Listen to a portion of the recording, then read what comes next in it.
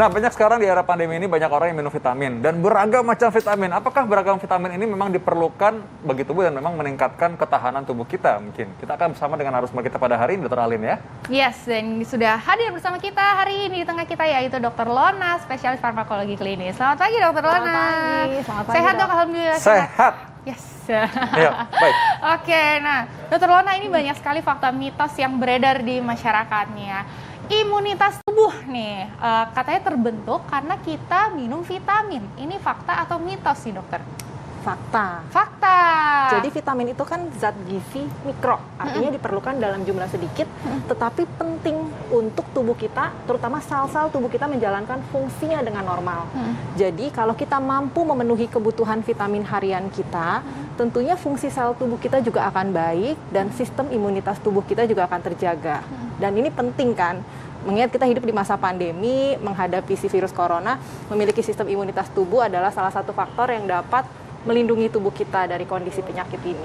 Dan mungkin sekilas aja ya, bahwa mungkin sebenarnya tubuh kita ini ada yang memang vitamin ini perlu banget untuk konsumsi tambahan. Ada juga memang dalam makanan tubuh kita, makanan sehari-hari mungkin juga udah ada gitu. Betul. Jadi sebenarnya kalau kita bisa makan makanan buah dan sayur dengan beragam, termasuk memenuhi kebutuhan zat gizi makro. Di sini ada karbohidrat, vitamin, mineral, karena si vitamin karbohidrat, protein dan lemak, dan vitamin itu sebagai zat gizi mikro setiap hari kontinu persisten tentunya. Vitamin dan mineral dari sumber makanan tersebut sudah cukup. Tetapi pada kondisi-kondisi tertentu, kadang-kadang kita memerlukan tambahan vitamin dari luar. Misalnya, sedang dalam masa proses penyembuhan dari sakit, wanita hamil, atau ibu menyusui. Tentunya kalau perlu tambahan vitamin dari luar, bisa mengkonsumsi suplemen vitamin dalam bentuk tablet seperti ini. Ya, baik. Ini kita punya tabel di mana ada beragam kebutuhan vitamin pada tubuh kita, untuk tubuh kita ya. Kita akan bantu jelaskan kepada pemirsa kebutuhan-kebutuhan ini. Betul. Jadi di sini terlihat bahwa kebutuhan vitamin di tubuh kita nih cukup beragam. Ada beberapa vitamin di sini, ada vitamin A, vitamin B kompleks, vitamin C, mineral yang cukup beragam juga. Dan sehari-hari kita nih harus memenuhi semua kebutuhan vitamin ini. Tujuannya supaya apa? Tujuannya adalah supaya semua sel-sel yang ada di tubuh kita berfungsi dengan normal. Dan kalau ternyata kita memang memerlukan suplemen vitamin dari luar, jangan lupa kita membaca kemasan yang ada di suplemen vitamin yang bisa terlihat seperti ini. Apakah komposisinya sudah memenuhi kebutuhan gizi harian? Yes, jadi bisa dilihat ya di botolnya. Betul. Ya dok ya. Nah, ini juga penting juga ya dok ya, kalau misalnya kita tahu tabel kebutuhan vitamin pada tubuh, ada beberapa vitamin di sini gitu ya, kebutuhan hariannya yang dianjurkan ternyata sekian gitu ya. Tapi kemarin kita sempat dihebohkan nih dok tentang vitamin D, karena kan vitamin D kan sekarang lagi ini banget ya, lagi happening banget gitu kan ya. Nah, katanya ada nih yang bilang minimal harus 1.000, minimal harus 10.000 bahkan. Nah, itu kalau misalnya dok, kelebihan gitu kan, kalau misalnya di situ kan kita udah terlihat ya vitamin D itu harusnya berapa gitu ya.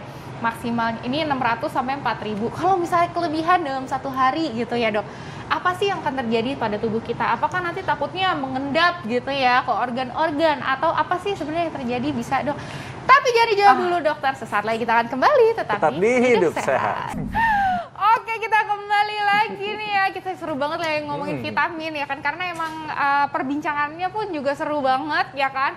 Mengenai vitamin D nih yang kemarin lagi heboh banget gitu kan, itu kalau misalnya kita minumnya kebanyakan berlebihan, apakah ada dampak terhadap tubuh kita? Silakan dokter Lona. Thank you. Jadi vitamin tuh kita bisa kelompokkan jadi dua bagian besar. Ada yang larut air, ada yang larut lemak. Vitamin D yang ditanyakan adalah vitamin yang larut lemak. Nah, kalau vitamin yang larut lemak ini kita konsumsi berlebihan dan jangka panjang, itu akan bisa diakumulasi di tubuh. Artinya bisa disimpan. Nah, disimpannya di mana? Biasanya di liver. Jadi, kalau kita mengkonsumsi vitamin D ini, yaitu salah satu vitamin yang larut lemak berlebihan dan itu terus-menerus, tentunya akan memperberat fungsi liver kita. Dan tidak menutup kemungkinan akan terjadi kerusakan fungsi liver kalau hal ini terus kita lakukan. Nah, bagi di pembuluh darah juga ada kemungkinan di kemudian hari ada pengerasan pembuluh darah atau bahkan katup-katup jantung. Nah, tapi mungkin bagi pemirsa sekalian perlu ya dokter Alin tahu bahwa berapa sih batasnya gitu, misalkan kita konsumsi vitamin D itu. Dalam satu hari dok. Secara umum, kalau memang kadar vitamin D-nya dalam batas normal, itu kita membutuhkan 400 international unit. Kalau kita beli misalnya vitamin D dalam bentuk tablet, itu bisa dibaca di informasi gizi tentang kandungan vitamin D itu kisaran antara 1.000 sampai ada yang 10.000. Tetapi sebelum kita mengkonsumsi vitamin D, alangkah baiknya kita melakukan pemeriksaan laboratorium dulu dok, untuk melihat level atau kadar vitamin D kita. Tentunya kalau kurang, kita membutuhkan lebih banyak daripada yang tadi atau 400 international unit, bisa 1.000 sampai 2.000 international unit per hari. Gitu ya, jadi nggak sampai yang 10.000 gitu juga, itu juga bahaya berarti ya dok ya? Kalau dilakukan secara terus-menerus dan diakumulasi tentunya akan berbahaya. Oke, nah maksimal kalau minum vitamin D setiap hari berarti nggak apa-apa dok? Minum vitamin D setiap hari boleh, asal jumlahnya yang perlu diperhatikan dan cara mengkonsumsinya harus benar nih dok. Yes, betul. Nah ini ada lagi nih dok, fakta atau mitos bahwa tubuh manusia tidak dapat memprediksi vitamin sendiri. Ini fakta atau mitos dokter? Fakta. Fakta bahwa tubuh manusia tidak dapat memproduksi. Betul. Okay. Vitamin ini kan zat gizi mikro yang artinya kita butuhkan dalam jumlah kecil, tapi tetap kita butuhkan dan setiap hari itu harus ada asupan ke badan kita. Tetapi sayangnya badan kita atau tubuh manusia ini tidak bisa memproduksi vitamin, dan kalau berlebihan, terutama untuk vitamin yang larut air, tidak bisa disimpan menjadi cadangan. Gitu ya. Nah ini jadi penting memang, juga ya, benar ya, sebagai orang kadang-kadang kan mereka ada yang takut berlebihan juga karena kelebihan vitamin kadang-kadang gitu. Ada juga yang karena saking parnonya minumnya kebanyakan juga. Yang paling sering tuh mungkin ngomong sekarang vitamin C atau vitamin B. Vitamin C kan lagi laku banget nih sekarang nih ya. Ada nggak satu tukang sana vitamin C itu ada yang bilang, aduh ini biar kuat deh daya imun saya, minumnya dosis tinggi gitu. Nah, bedanya vitamin C sama vitamin D, atau bedanya vitamin C dan B dengan vitamin D. Tadi vitamin D adalah vitamin yang larut lemak. Kalau kita mengkonsumsi berlebihan, kita bisa menyimpannya di liver dan itu akan tanda kutip berbahaya kalau dilakukan secara terus-menerus. Sedangkan kalau vitamin C dan B itu kelompok vitamin yang larut air, dok. Jadi kalaupun kebutuhan vitamin C kita misalnya sehari let's say 100 mg, terus kita mengkonsumsinya sampai 1.000 mg per hari, itu pasti dibuang melalui urin atau melalui keringat. Jadi apakah berbahaya? Lebih berbahaya yang vitamin larut lemak. Tapi kalau itu dilakukan secara terus-menerus tentunya akan menimbulkan gangguan kesehatan atau mulai timbul keluhan, gangguan saluran cerna, kram perut, mual. Oke, nah ini sekarang juga lagi happening nih dok, suntik vitamin, katanya nih booster buat imun. Nah itu tuh sebenarnya gimana sih dok penjelasannya dok? Suntik vitamin, lagi-lagi vitamin itu sebenarnya cukup kalau kita bisa menjaga asupan makanan kita tetap sehat dok. Jadi kita makan karbohidrat, protein, lemak, dan asupan vitamin dan mineral dari buah dan sayur. Dan buah dan sayur ini harus beragam setiap hari. Artinya tidak bisa setiap hari misalnya saya mau makan sayur brokoli aja selama sebulan, tidak bisa. Jadi setiap hari ini bergantian. Brokoli, tomat, apalagi kita kan negara tropis, cukup banyak buah dan sayur di negara kita.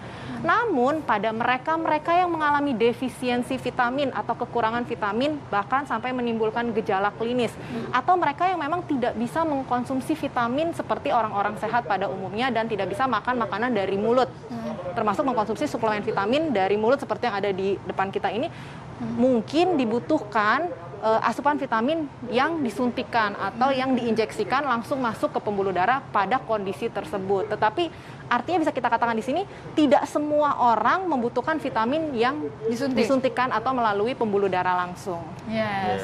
Pola hidup sehat dong dokter Arlene ya, berarti hidup sehat makanya. Maka Iya, penting banget betul. nih acara ini nih makanya. Kalau nonton tiap hari pasti jadi lebih pintar untuk hidup sehat. Betul gitu ya. Jadi sebenarnya memang vitamin tidak bisa diproduksi oleh tubuh kita, tapi kita juga butuh vitamin nih ya kan, untuk kita berfungsi, untuk kita imunitas kita juga ya dok ya. Kurang vitamin bisa bikin gagal fokus dok. Wah itu lagi. Makanya ya. nggak boleh gagal paham. Jadinya gagal paham jadinya ya. Nah makanya tapi kita juga harus mengkonsumsi vitamin sesuai dengan kebutuhan harian ya kan. Jangan juga berlebihan dan jangan juga kurang juga. Nah, gitu. makan nggak boleh asal kenyang, tapi tadi ingat bahwa ada buah dan sayuran yang menjadi sumber vitamin alami buat hidup kita. Sekali lagi apa namanya? Pola hidup sehat. Yeay, terima kasih banyak Dokter Sama-sama. Lona. Terima kasih, Dr. Lona. Semoga bermanfaat untuk teman-teman yang sudah menonton, dan juga terima kasih banyak sudah menonton Hidup Sehat. Ternyata tidak terasa udah 60 menit ya kami Wah, menemani 60 menit Anda. ya. Aduh, sayang banget ya. Saatnya kami pamit. Jangan lupa selalu saksikan Hidup Sehat di TV One